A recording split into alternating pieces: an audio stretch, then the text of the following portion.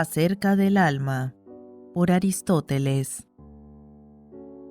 Libro segundo. Capítulo 11, en que se estudia el tacto y se dedica una atención preferente a la cuestión de si el contacto con el objeto es inmediato o se realiza a través de un medio. Lo que se afirme de lo tangible ha de afirmarse también del tacto, o sea que si el tacto no constituye un sentido sino varios, las cualidades tangibles serán también necesariamente múltiples. Su dificultad encierra por lo demás la cuestión de si se trata de uno o varios sentidos y cuál es el órgano del tacto, si lo es la carne y en otros animales algo análogo o no, en cuyo caso aquella sería un medio mientras que el órgano primario sería algún otro localizado en el interior. El primero de estos problemas proviene de que todo sentido parece limitarse a un par de contrarios, por ejemplo, la vista a lo blanco y lo negro, el gusto a lo dulce y lo amargo, mientras que en lo tangible se dan múltiples contrariedades, caliente y frío, seco y húmedo, duro y blando, y otras por el estilo. Esta dificultad se resuelve en cierto modo si tenemos en cuenta que también en los demás sentidos se dan múltiples contrariedades. Por ejemplo, en la voz no solo hay agudeza y gravedad, sino además intensidad y suavidad, delicadeza y rudeza de voz y otras semejantes. También en el caso del color se dan otras diferencias similares. No obstante, queda sin aclarar cuál es el objeto sensible que subyace a las contrariedades, aquello que sería en el tacto lo que el sonido es en el oído. En cuanto a la cuestión de si el órgano sensorial es algo interno o no, en cuyo caso lo sería directamente la carne, me parece que no sirve en absoluto como prueba a favor de lo segundo el hecho de que la sensación se produzca al tocar.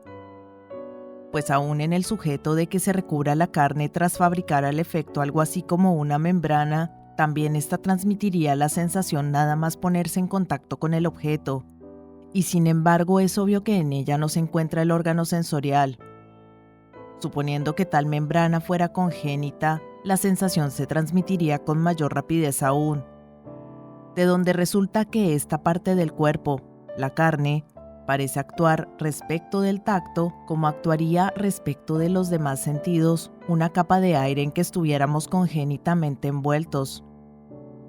En tal caso nos parecería que percibiríamos el sonido, el color y el olor con un único órgano y que vista, oído y olfato eran un único sentido. Pero el caso es que, al estar separado el medio a través del cual se producen los movimientos, los susodichos órganos se nos presentan claramente como diversos. En el caso del tacto, sin embargo, el asunto no resulta evidente, y es que es imposible que el cuerpo animado esté constituido de aire o de agua, puesto que ha de ser algo sólido. Solo resta que sea una mezcla de estos elementos juntamente con tierra, como lo son la carne y su análogo. Luego el cuerpo, a su vez, es necesariamente el medio que naturalmente recubre al sentido del tacto, medio a través del cual se producen las múltiples sensaciones. Por lo demás, el tacto en el caso de la lengua pone en manifiesto cómo las sensaciones son múltiples. Ella en efecto percibe todas las cualidades táctiles con el mismo órgano que el sabor. Por tanto, en el supuesto de que la carne percibiera también el sabor, gusto y tacto, parecerían ser uno y el mismo sentido. De hecho, sin embargo, son dos, como lo prueba el que no son convertibles. Puesto que todo cuerpo tiene profundidad, se trata de la tercera dimensión, surge aquí otro problema. De una parte, cuando un cuerpo está situado entre dos cuerpos, estos no pueden tener contacto entre sí. De otra parte, ni lo húmedo ni lo mojado pueden darse sin un cuerpo, sino que por fuerza han de ser agua o contener agua.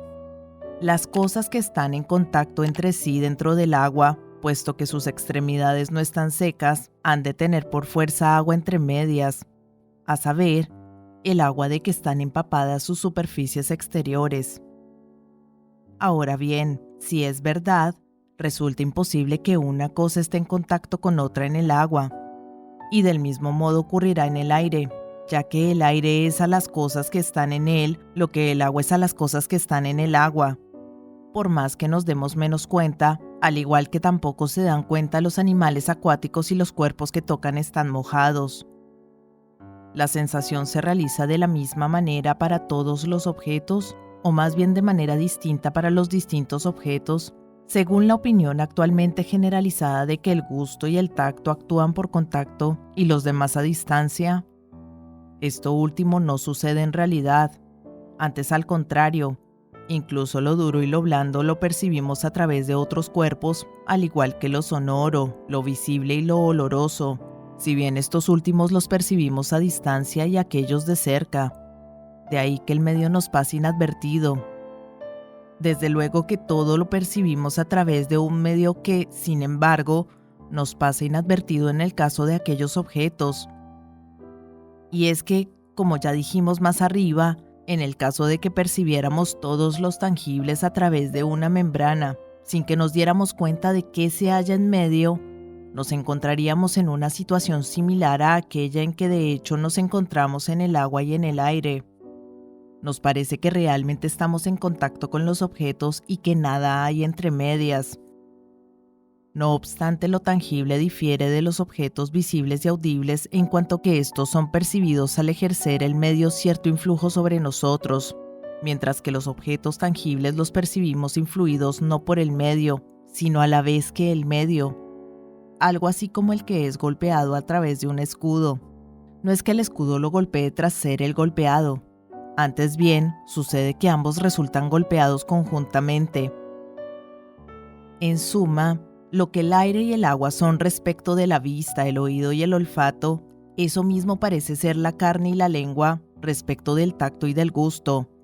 Entre ellas y el órgano sensitivo se da la misma relación que en el caso de aquellos. Desde luego, ni en aquellos sentidos ni en estos habría relación suponiendo que el órgano esté en contacto con el objeto. Por ejemplo, si se coloca un cuerpo blanco directamente sobre el ojo. Lo que una vez más pone de manifiesto que el órgano del tacto es interno, ya que solo en tal supuesto viene a suceder con él lo mismo que con los demás sentidos, que los objetos directamente situados sobre el órgano no se perciben. Pues bien, los objetos situados directamente sobre la carne se perciben, luego la carne es únicamente un medio para el sentido del tacto. Tangibles son, pues, las diferencias del cuerpo en tanto que cuerpo. Y llamo diferencias a las que se definen a los elementos, caliente y frío, seco y húmedo, de las que hemos hablado con anterioridad en el tratado acerca de los elementos. El órgano perceptor de las mismas es a su vez el del tacto, es decir, aquella parte del cuerpo que constituye el asiento donde primariamente se da el sentido denominado tacto y que es en potencia tales cualidades.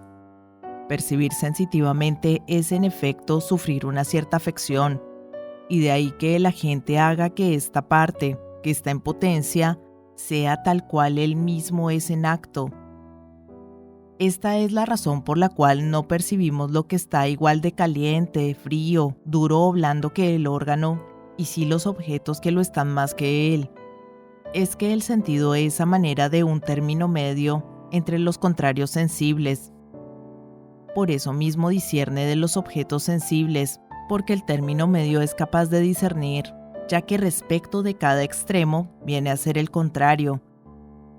Y de la misma manera que el órgano que ha de recibir lo blanco y lo negro, no ha de ser ni lo uno ni lo otro en acto, pero sí ambas cosas en potencia, y lo mismo en el caso de los demás sentidos. También en el caso del tacto, el órgano no ha de ser ni frío ni caliente.